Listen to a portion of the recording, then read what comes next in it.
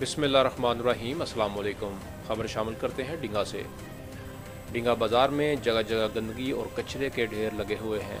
नालों से कचरा निकालने वाला अमला नालों से कचरा सड़क और गलियों के दरमियान में निकाल कर चले जाते हैं। मुकामी लोगों ने इंतज़ामिया से कचरा उठवाने की अपील कर दी है और इंतज़ामिया से मुतालबा किया है कि सफाई सुथराई का काम रात को किया जाए ताकि अवामुन्नास की तकलीफ़ ख़त्म हो सकें। कैमरामैन टीम के साथ शमरेज़ अहमद, इंसाफ न्यूज़ एजेंसी, डींगा।